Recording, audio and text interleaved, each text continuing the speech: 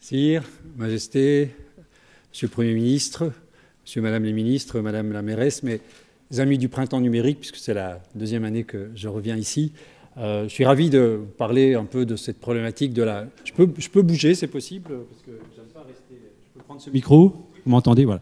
De parler de cette problématique de la gouvernance algorithmique. On m'a dit que je devais faire un tout petit peu plus court, donc je vais essayer de faire un peu plus court que ce qui était prévu, qui part de deux constats en fait.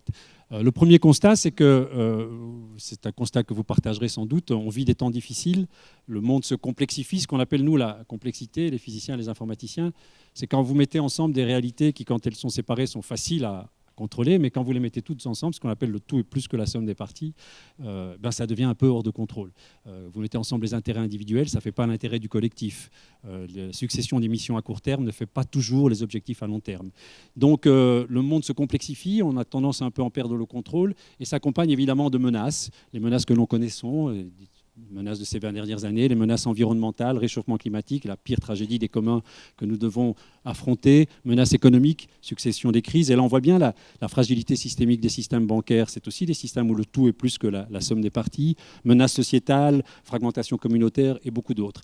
En plus, face à cette complexité, on a l'impression d'une perte de contrôle et que nos anciens systèmes de gouvernance humaine ne sont plus à même de réguler ces situations. Et ça crée une espèce de défiance malheureuse qu'on voit bien lors des élections à l'égard des membres politiques.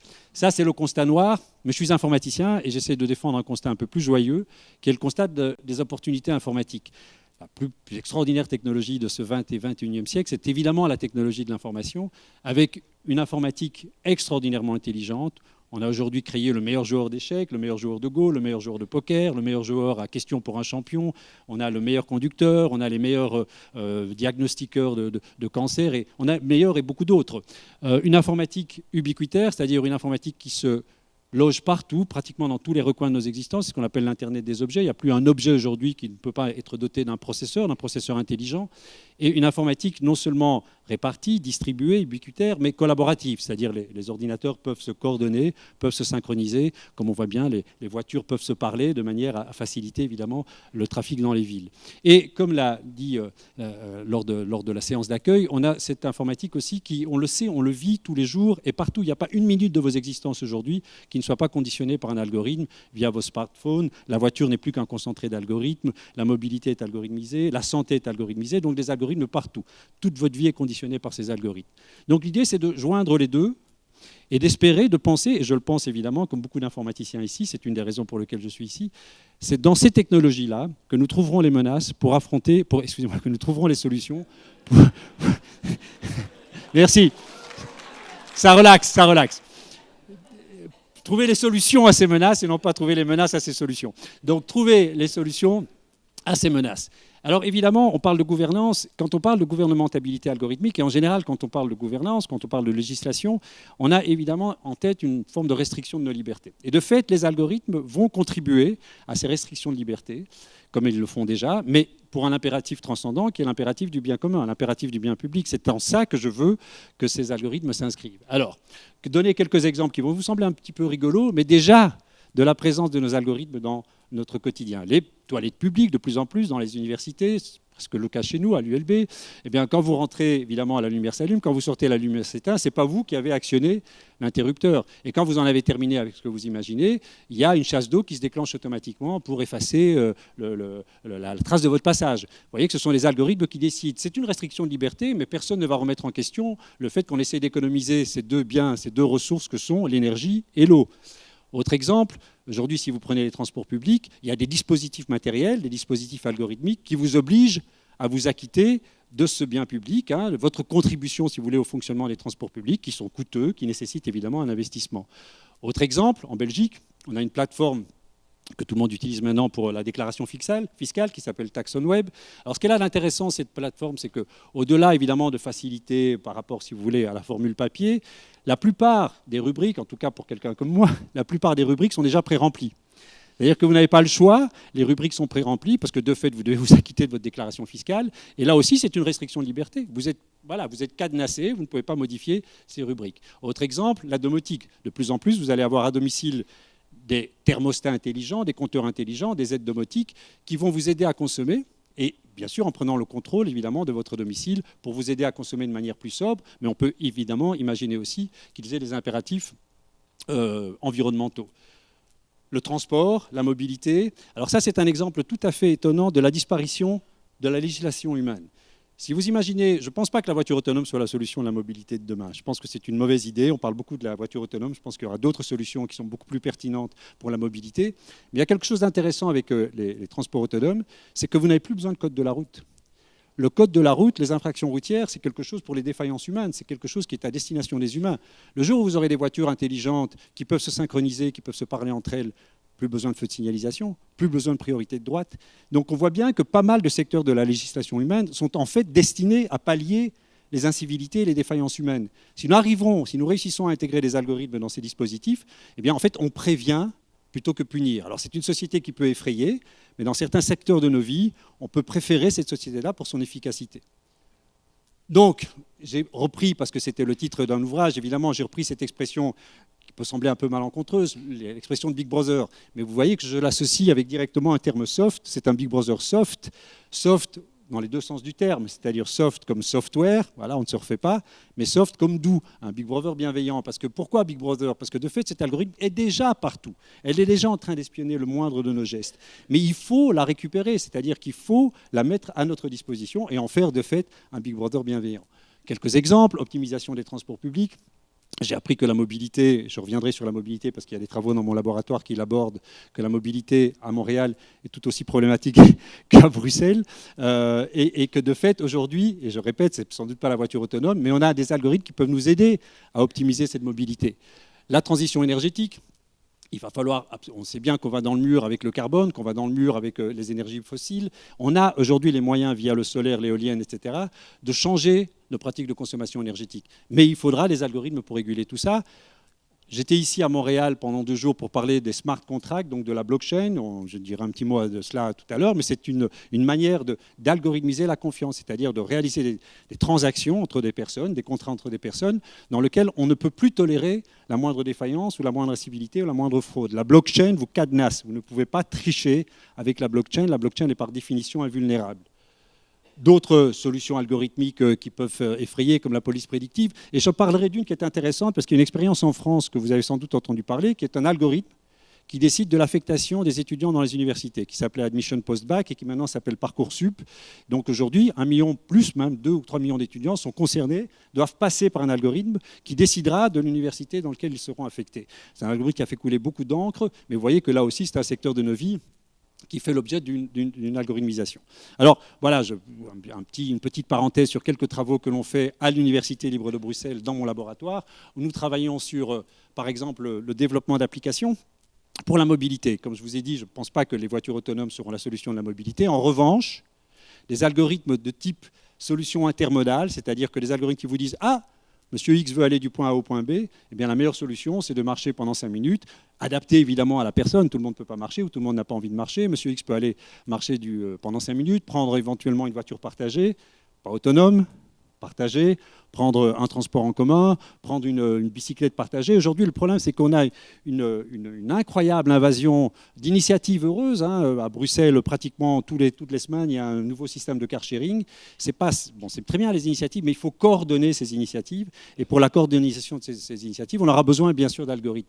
Et ce qui est très important, c'est qu'il ne faut pas laisser ces algorithmes, je vais revenir, ça sera un point clé de mon exposé, il ne faut pas laisser la mainmise de ces algorithmes à des acteurs privés.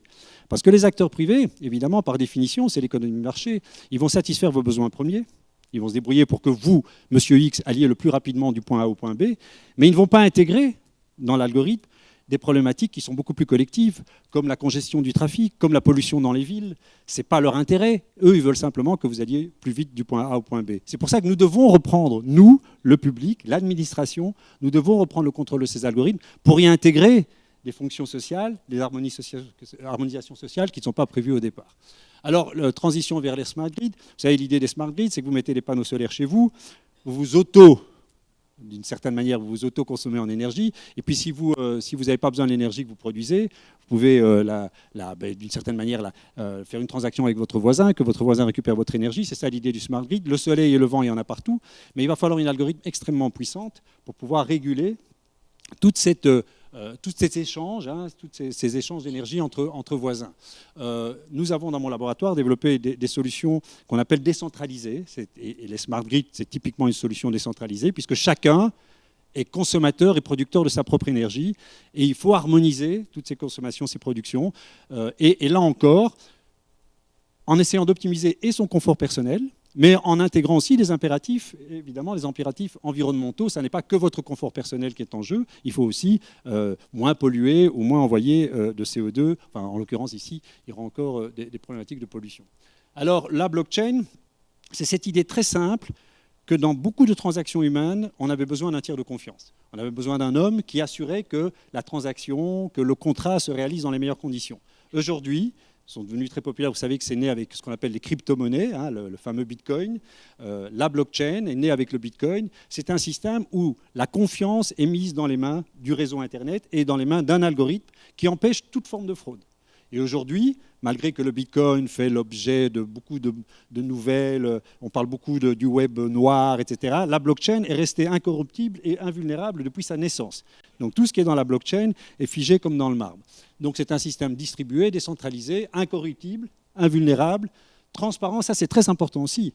Les algorithmes qui nous gouvernent, par définition, doivent être transparents, doivent être ouverts et doivent être produits par nous. La blockchain, c'est nous qui l'écrivons. C'est nous qui écrivons, nous informaticiens, nous citoyens lambda, qui écrivons via ces algorithmes la manière d'être gouvernés. Alors je fais allusion à la blockchain et au Bitcoin parce que, en fait, très très tôt à Iridia, dans mon laboratoire, on a été sensibilisés à ça. C'était 3 chercheurs qui ont créé le Bitcoin Belgium Association qui était dans mon laboratoire. Alors vous imaginez, ils ont eu des bitcoins très vite. Donc ils ont arrêté de travailler, ils ont quitté mon labo et ils n'ont plus de préoccupations financières. Moi, je n'ai pas suivi leurs recommandations. Pourtant, ils m'avaient dit c'est une mine d'or. Et bon, voilà, c'est mon côté un peu côté ringard. Alors, on développe aussi au laboratoire des algorithmes qui prédisent. En fait, nous sommes extraordinairement prévisibles. On développe, par exemple, au labo, des algorithmes qui disent exactement le prochain film que vous allez voir, dès lors que l'on connaît la séquence des films que vous avez vus précédemment. Et ça marche étonnamment bien. On sait exactement, je fais l'exemple des films, mais c'est vrai pour tout. On sait le chemin que vous allez prendre, on sait exactement le médicament que vous allez prendre, on sait ce que vous allez faire demain. Les algorithmes le savent. Alors ça peut nous effrayer, sauf si on réussit à détourner cela en faveur, je le répète, du bien commun et non pas uniquement ce que font les GAFA de votre satisfaction personnelle. Parce que dès lors que vous êtes prévisible, vous savez que les GAFA, ce qu'ils font, c'est de vous proposer un lien sur lequel vous allez cliquer parce qu'ils savent que vous allez cliquer sur ce lien et que chaque fois que vous cliquez sur ce lien, ils empochent quelques dollars. C'est pas pour ça, c'est très bien, c'est bien d'avoir des algorithmes qui peuvent vous prévoir, mais de fait, encore essayer de les détourner en faveur du bien commun. Alors, comme j'ai un temps réduit, je ne sais pas si je suis toujours dans les temps, je vais passer un peu plus de temps sur la conclusion. Alors, comment réussir, si vous voulez, cette transition entre, excusez-moi, parce qu'il y a beaucoup de représentants ici de l'administration, de cette un peu ringardisée gouvernance humaine vers la gouvernance algorithmique, plus jeune, plus branchée. Alors, première chose, c'est indispensable, il va falloir, parce que qui nous montre aujourd'hui que ces algorithmes sont d'une puissance extraordinaire, ce sont les acteurs monopolistiques du privé que vous connaissez, qu'on appelle par ce nom un peu réduit les GAFA, les fameux Google. Professeur Bersini, oui, il vous reste 2 minutes. Je le savais. Alors, les GAFA sont un véritable problème. D'abord parce qu'ils sont en train d'envahir tous les secteurs, évidemment, de nos comportements. C'est eux qui décident de la consommation énergétique, c'est eux qui décident de la mobilité. Vous utilisez Google Maps, vous utilisez Waze. C'est eux qui décident de votre santé. C'est les GAFA qui, pour l'instant, ont concentré les millions de génomes de la planète humaine. Donc la santé de demain sera dirigée par les GAFA. Donc est-ce que nous voulons ça? Non, évidemment. Nous ne pouvons pas laisser à des acteurs privés le soin de déterminer notre santé demain, la mobilité ou la transition énergétique.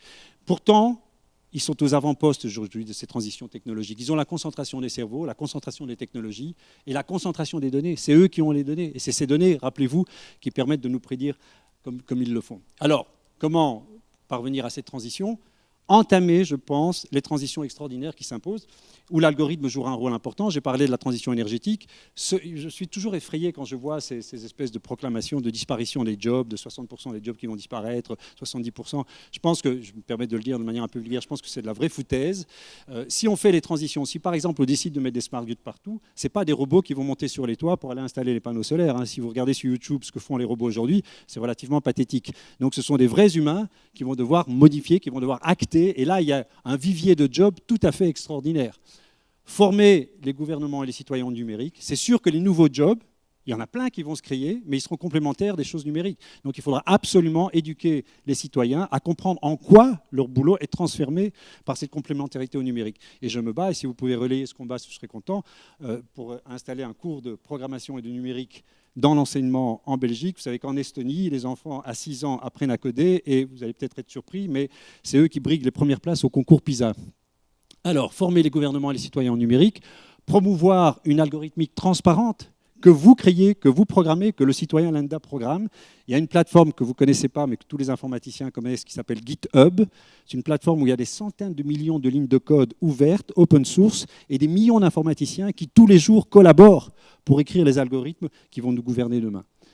Infiltrer les lieux de gouvernance avec un maximum d'experts neutres et reconnus par leurs pairs, et surtout, et c'est presque ma dernière remarque, faire que nous créions, que nous soyons capables de développer ces algorithmes. Il faudra des experts, mais il faudra aussi des citoyens lambda qui s'intéressent à la chose algorithmique. Et sans doute, on aura encore besoin d'élus, parce que tout n'est pas résolvable sous forme algorithmique. Il y a des conflits idéologiques. Professeur Bersini, c'est fini. Votre temps est écoulé. Juste, et je ne vais rien dire là-dessus, Parcoursup, c'est une initiative en France. C'était pour décider, comme je vous l'ai dit, de l'affectation des étudiants dans les universités. Aujourd'hui, ce sont les étudiants eux-mêmes qui décident de la manière dont doit fonctionner cette plateforme. Et je pense que c'est comme ça que devraient fonctionner tous les algorithmes demain. Et avant, c'était très égalitaire. Maintenant, c'est devenu beaucoup plus méritocratique. Mais parce que les gens en ont décidé ainsi. Voilà, je vous remercie de votre attention. J'ai pris 1 minute en plus.